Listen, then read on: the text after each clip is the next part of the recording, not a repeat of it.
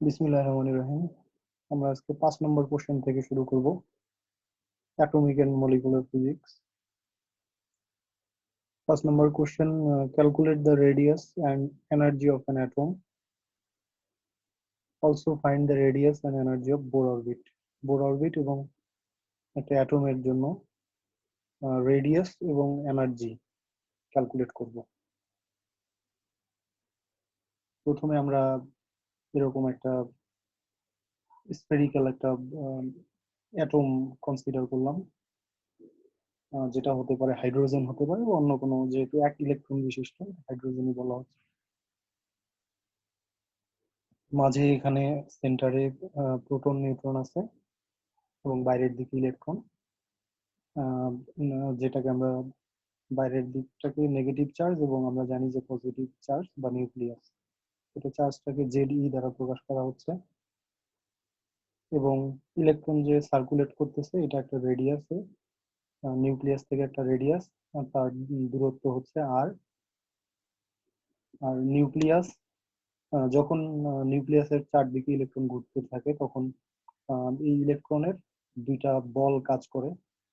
একটাকে বলা হয় কেন্দ্রবিমুখী বল, সেন্ট্রিপিটাল ফোর্স, আর একটাকে বলা হয় কেন্দ্রমুখী বল। অর্থাৎ একটা বাইরের দিকে ইলেকট্রনটা যখন ঘুরতে থাকে, আমরা জানি যে এটা আসলে যে এখানে তীর চিহ্ন দিয়ে বোঝানো হয়েছে যে এটা বাইরের দিকে ছুটে যাওয়ার কথা। কারণ যখন আমরা কোনো কিছু, আমরা যদি একটা রশি দিয়ে বেঁধে কোনো একটা বলকে ঘুরাই, তাহলে যখন আমরা বলটা ছেড়ে দেই ঠিক তখন এটা বাইরে চলে যায়। তাহলে যে কারণে চলে যায় না সেটা হলো আমরা হাতে ধরে রাখার কারণে এবং ঘোরার কারণে তখন একটা দুইটা বাইরের বল এবং ভিতরের বল, ভিতরের কেন্দ্রমুখী বল এবং কেন্দ্র বিমুখী যে বল, এই দুইটা সমান হয়, তখন এটা ঘুরতে থাকে। ঠিক এই জিনিসটাই, এই প্রিন্সিপালটাই এখানে কাজে লাগানো হয়। আমার খুবই সিম্পল কথা বলছি, আমার মনে হয় সবাই বুঝতে পারছো। তো এই যে দুইটা বল আছে, এই দুইটা বল আমাদের ক্যালকুলেট করতে হবে প্রথমে।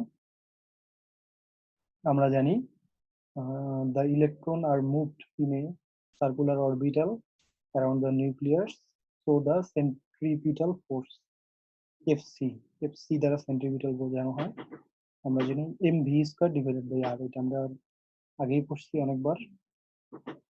আচ্ছা, এরপরে holding the electron in an orbit আর, ওই যে কথাটা আমি একটু আগে বললাম, the electrostatic force of attraction between the, যেহেতু দুইটা পজিটিভ, একটা চার্জ পজিটিভ এবং একটা নেগেটিভ, অর্থাৎ নিউক্লিয়াস এবং একটা ইলেকট্রন, তো এর মধ্যে বিপরীত চার্জ যেহেতু অ্যাট্রাকশন আছে, তো এই অ্যাট্রাকশন বা যেটাকে ইলেকট্রোস্ট্যাটিক ফোর্স বলা হচ্ছে, এটার ভ্যালু হচ্ছে 1/4 Z e square divided by r square, আমরা এটা জানি।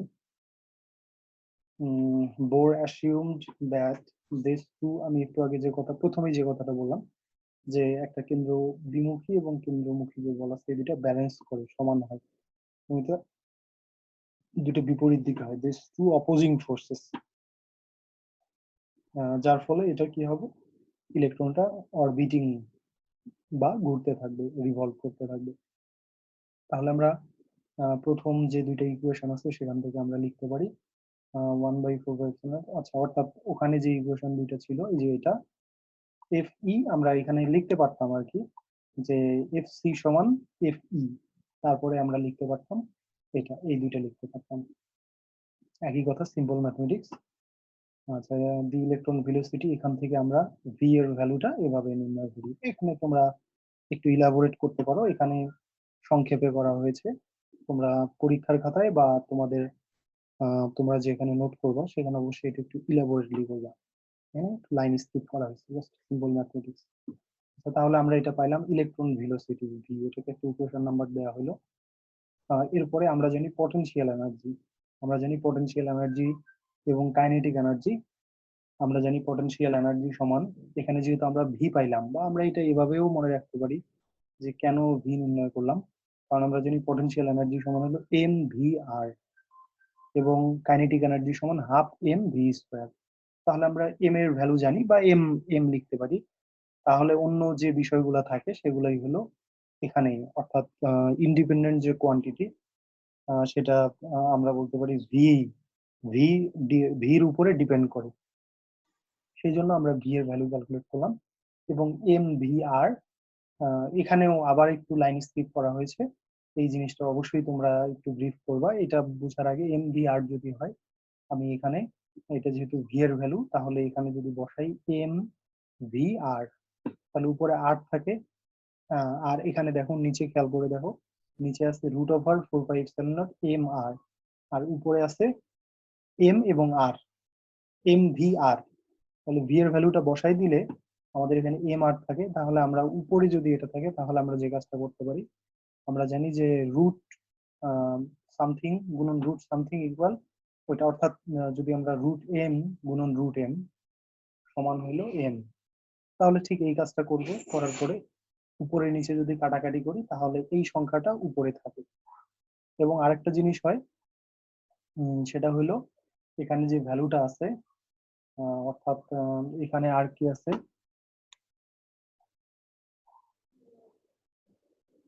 আচ্ছা এখানে পটেনশিয়াল এনার্জির ভ্যালুটা দেখানো হয়েছে। এরপরে কাইনেটিক এনার্জি, আমরা জানি কাইনেটিক এনার্জি সমান হাফ এম ভি স্কোয়ার। যেহেতু আমরা উপরে এখানে ভি এর ভ্যালু ইলেকট্রন ভেলোসিটি পেয়েছি 3 নম্বর ইকুয়েশনে, তো এরপরে ওই ভ্যালুটা এখানে বসায় দেওয়া হয়েছে। এরপরে কাইনেটিক এনার্জির এই ভ্যালুটা আসে, জাস্ট সিম্পল এখানে ক্যালকুলেশন। এরপরে টোটাল এনার্জি, আমরা জানি টোটাল এনার্জি সমান কাইনেটিক এনার্জি এবং পটেনশিয়াল এনার্জির সামেশন যোগফল, সেটাই এখানে করা হয়েছে। এখানে 4πε0 আর এবং এই, আচ্ছা এটা সিম্পল একটা ক্যালকুলেশন। সুতরাং আমরা যদি এখন বলি যে total energy of hydrogen atom, আমরা যেহেতু জানি হাইড্রোজেন অ্যাটমের জেড অর্থাৎ পারমাণবিক সংখ্যা 1, পারমাণবিক সংখ্যা যেহেতু এখানে জেড, তাহলে আমরা এই ভ্যালুটাকে এখানে 1 ধরবো। এরপরে ইএইচ সমান মাইনাস ই স্কোয়ার, এই যে এই ইকুয়েশন থেকে। এরপরে আমরা আরেকটা ইকুয়েশন জানি, যেটা বোর পস্টুলেটস থেকে, we know that m v r, বোরের সেকেন্ড পোস্টুলেট থেকে আমরা জানি যে যখন ইলেকট্রনটা রিভলভ করে, তার যে অ্যাঙ্গুলার মোমেন্টাম সেটা এম ভি আর সমান এন এইচ কাটের এন গুণ, এরকম বলা হয়। সেটার ম্যাথমেটিক্যালি রিপ্রেজেন্টেশনটা এটা। আচ্ছা এখানে আমরা ভি এর ভ্যালুটা বসাই দিতে পারি, মানে এখান থেকে আমরা ভি এর ভ্যালুটা ক্যালকুলেট করব। ক্যালকুলেট করার পরে 3 নম্বর ইকুয়েশনে, 3 নম্বর ইকুয়েশনে আবার এটা নিয়ে কাজ করা হবে। যেমন আমি আবার 3 নম্বর ইকুয়েশনে যাই। 3 নম্বর ইকুয়েশন, 3 নম্বর ইকুয়েশন এটা 1/4πε0 z square divide by r square, এবং ডান পাশে এটা।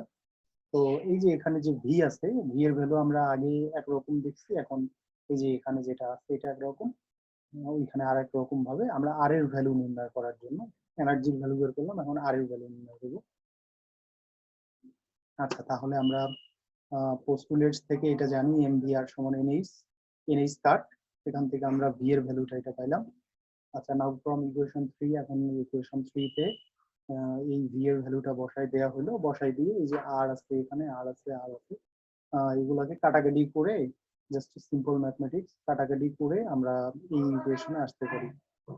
এই ইকুয়েশন গুলো তোমরা একটু ই করবা, লিখবা, ব্রিফ করবা।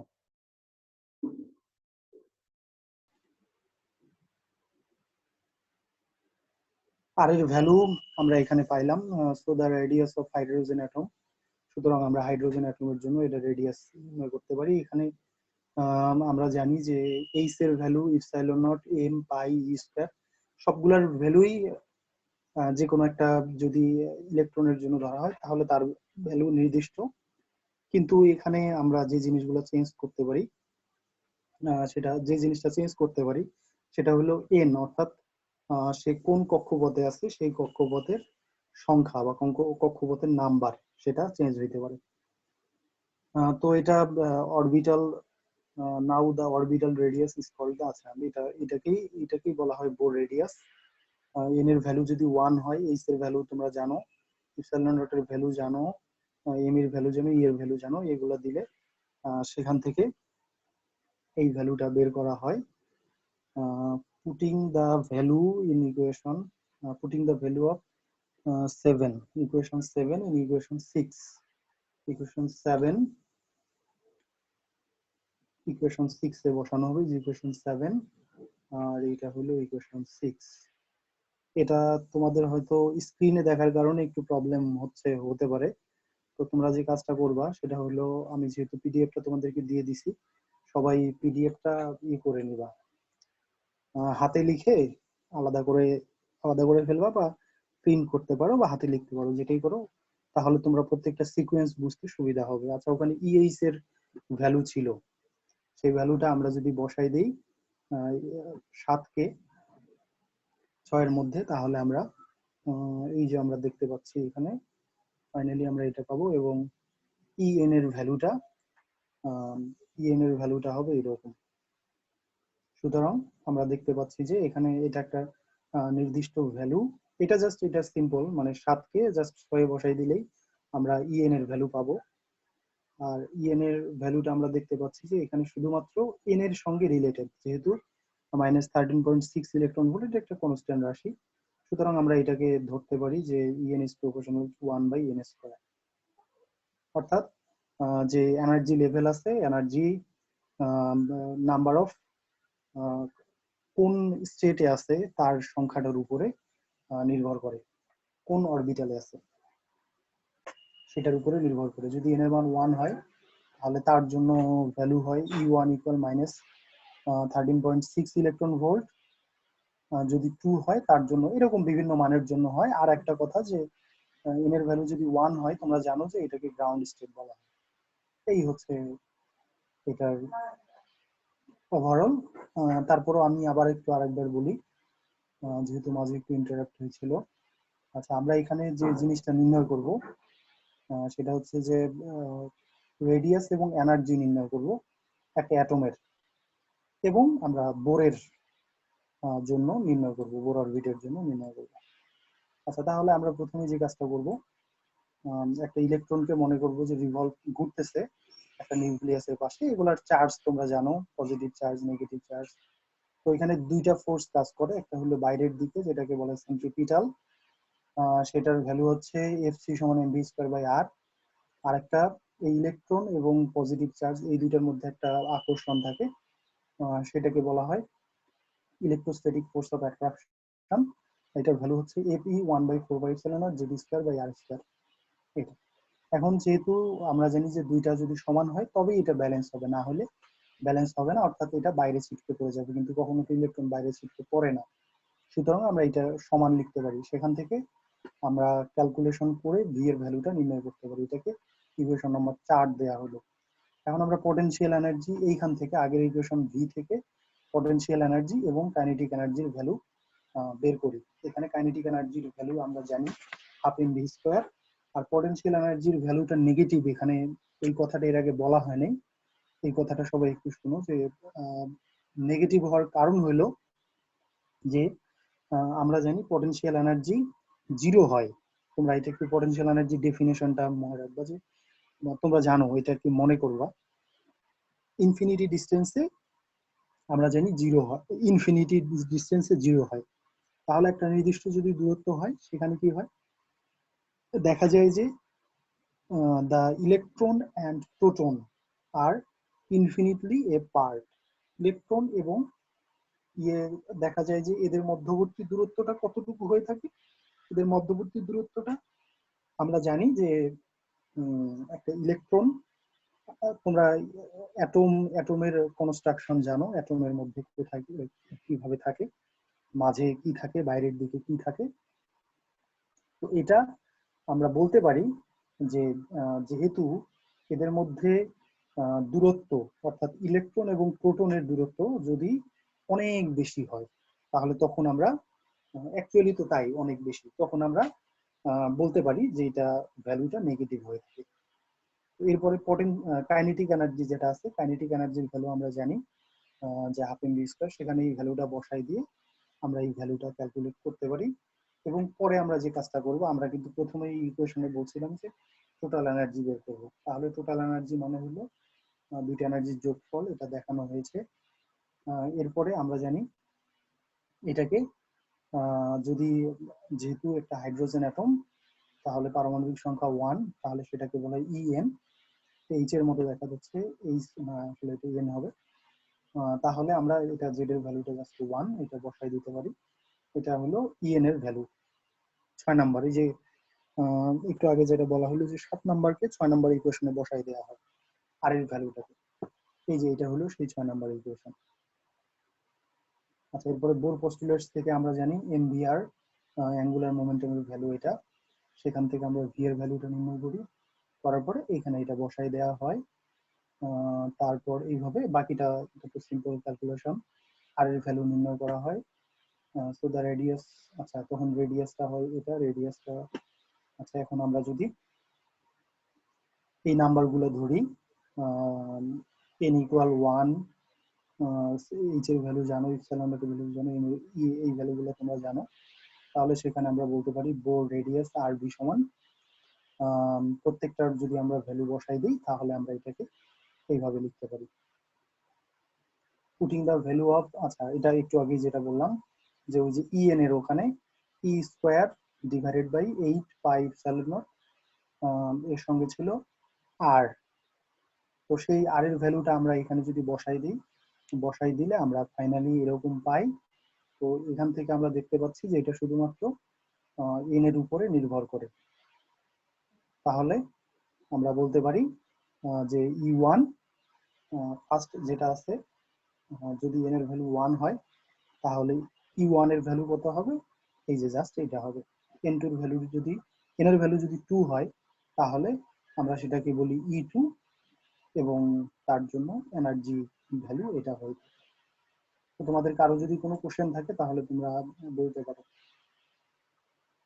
আর না হলে আমি পরের ইয়েতে চলে যাবো, পরের টপিকসে চলে যাবো। আচ্ছা, এরপরে আমাদের কোশ্চেন হচ্ছে derive the expression for the energy levels of hydrogen atom. Hydrogen অ্যাটমের এনার্জি লেভেল আমরা নির্ণয় করব।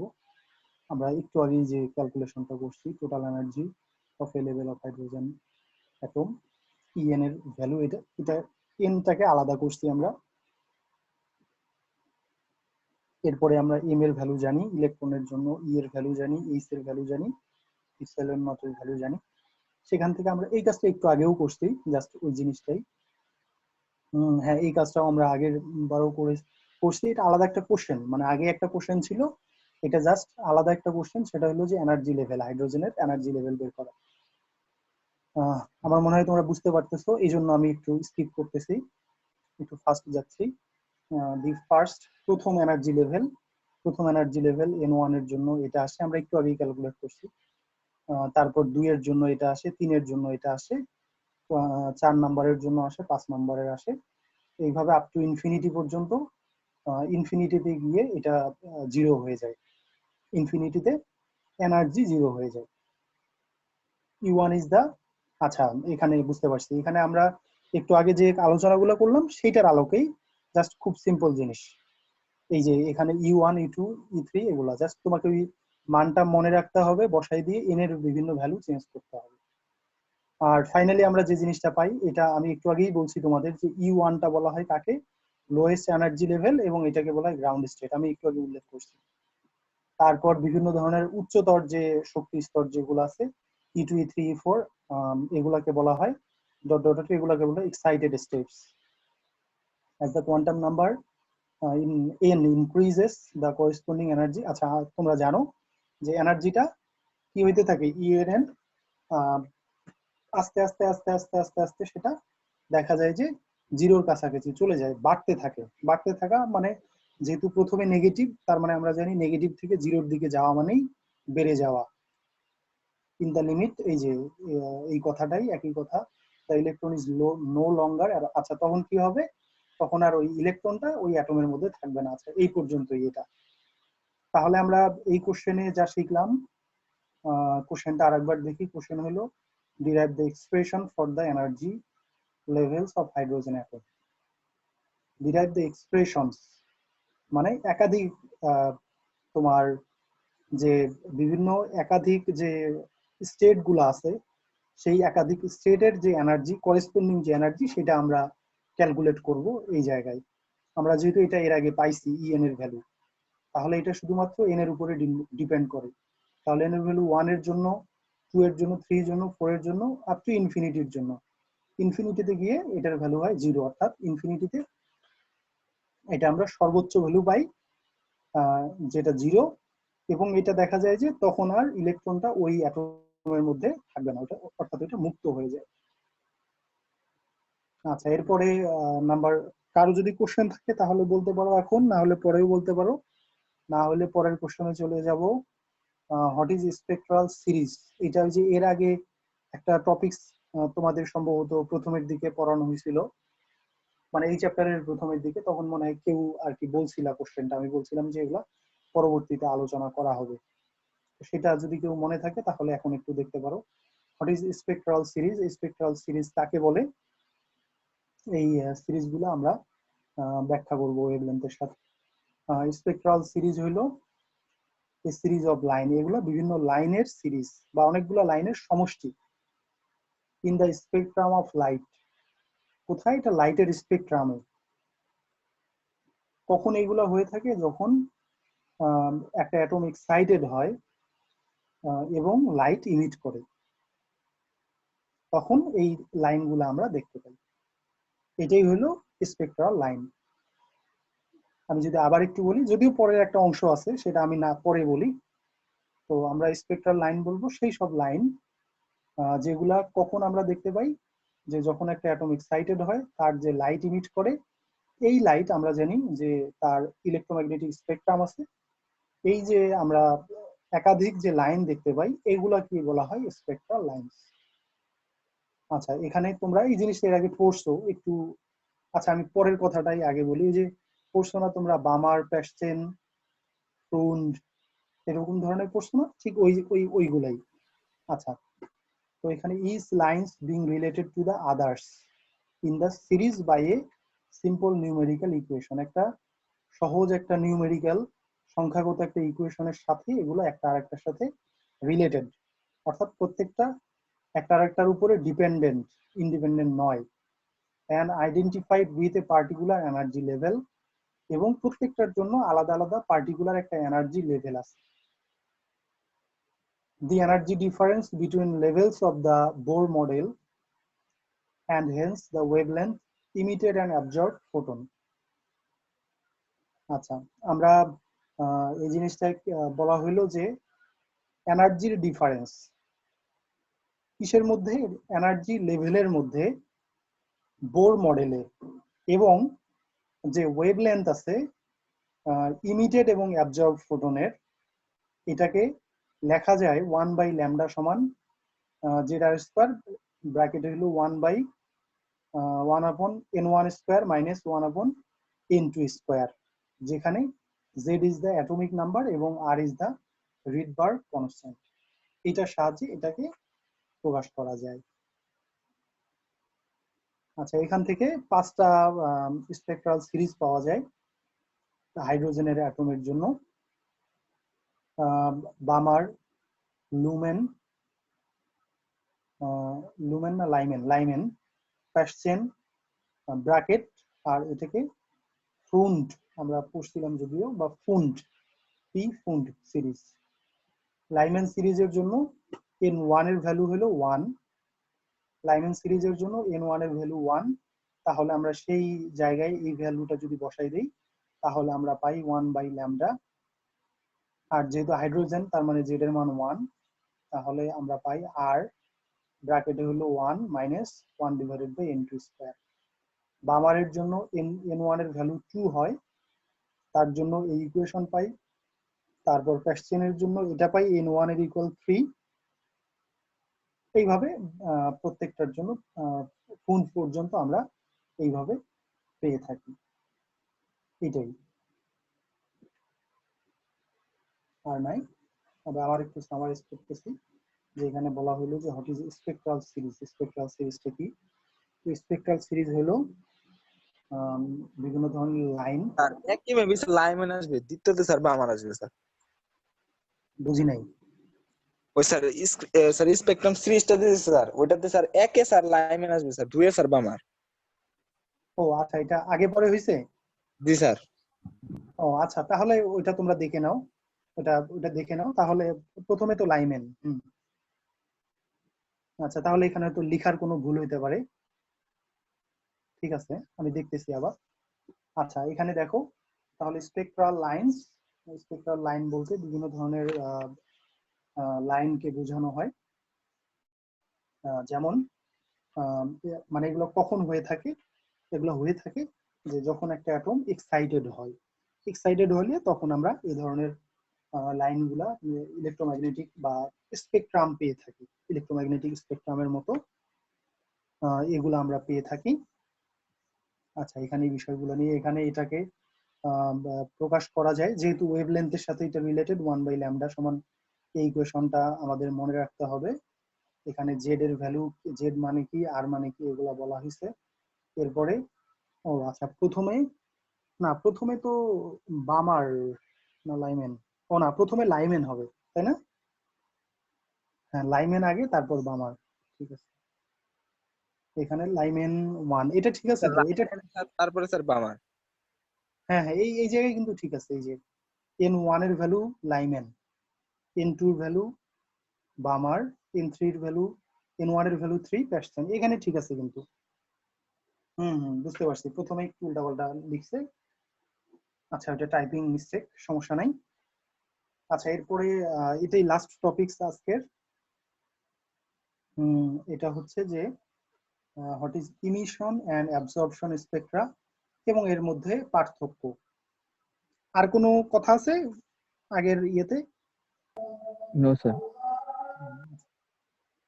এটা আজকে ক্যালকুলেশন বেসডই বেশি। লাস্টে এটা অবশ্য কথা আছে এখানে, শুধু এটা আলোচনা। আমরা নাম দেখেই বুঝতে পারতেছি যে ইমিশন স্পেকট্রা আর অ্যাবজর্পশন স্পেকট্রা, তাহলে এই দুইটা জিনিস কি হতে পারে, এই দুটোর ডেফিনেশন এবং পরবর্তীতে এটার মধ্যে পার্থক্য আমরা নাম দেখেই, ইমিশন, একটা ইমিশন করে আর একটা অ্যাবজর্ব করে স্পেকট্রা, এটা যদি আমরা মনে রাখার জন্য মনে রাখতে পারি। আর ডেফিনেশনটা হচ্ছে, কেউ কিছু বলতেছো নাকি? আচ্ছা, শোষণ আর বিকিরণ স্যার। হ্যাঁ হ্যাঁ হ্যাঁ, আচ্ছা, emission spectra emission spectrum, spectrum আর স্পেকট্রার মধ্যে তো পার্থক্য তোমরা জানোই। An emission spectrum can be defined as a spectrum of the electromagnetic radiation emitted by a substance. এই যে এখানে এটাই হলো কথা, ইমিটেড বাই, যখন একটা সাবস্টেন্স থেকে ইলেকট্রোম্যাগনেটিক রেডিয়েশন ইমিট হয়, তখন আমরা এই স্পেকট্রাগুলো, ইমিশন স্পেকট্রা পেয়ে থাকি। আর এটা হয় কখন, অ্যাবজর্পশনটা হয় কখন? অ্যাবজর্পশন স্পেকট্রা হয় তখনই যখন এটা অবটেইনড হয়। একটা যদি ইমিট করে তাহলে আরেক জায়গায় তো পড়বে, যখন এটা অ্যাবজর্ব হবে বা অবটেইনড হবে বা কারো উপরে পড়বে, তখন আমরা যে স্পেকট্রাটা পেয়ে থাকি সেটাকেই বলা হয় অ্যাবজর্পশন স্পেকট্রা। তো এই দুটার মধ্যে পার্থক্য আছে, সিম্পল পার্থক্য আছে। Absorption Spectra produce when atoms absorb energy, আমরা বুঝতে পারলাম, খুবই সিম্পল কথা। ইমিশন স্পেকট্রা প্রডিউস যখন কি হয়, এনার্জি রিলিজ হয়, এটাও সহজ, বুঝতে পারলাম। Absorption spectra show direct lines, sorry dark lines, এটা দেখায় ডার্ক লাইন অথবা গ্যাপ দেখায় অ্যাবজর্পশন স্পেকট্রা। আর ইমিশন লাইনগুলা কিরকম, ইমিশন স্পেকট্রা কি লাইন দেখায়? কালার্ড লাইন দেখায়। আচ্ছা, এরপরে an atom obtains a higher energy level, আচ্ছা এটা আমরা এর আগেও পড়ছি। An atom obtains a higher energy level when an absorption spectrum is given by the atom, যখন সে কিছু অ্যাবজর্ব করে, তারপরে কি হয়, অ্যাবজর্ব করে সে হায়ার এনার্জি স্টেটে চলে যায়। আর যখন সে on the other hand emission spectra হয় কখন? when an excited atom obtains a lower, আচ্ছা যখন সে ছেড়ে দেয়, ইমিট করে, এরপরে কি হয়, তখন সে লোয়ার স্টেটে, লোয়ার এনার্জি লেভেলে চলে যায়। এটাই আজকে এই পর্যন্তই থাক, অলরেডি 50 মিনিটস হয়ে গেছে। আমরা ইনশাল্লাহ নেক্সট ক্লাসে বাকিগুলো আলোচনা করব। তো তোমাদের কারো কোনো কথা থাকলে আমাকে বলতে পারো, কারো কোনো কোশ্চেন থাকলে একটু বলতে পারো। কেউ কিছু বলতে চাও?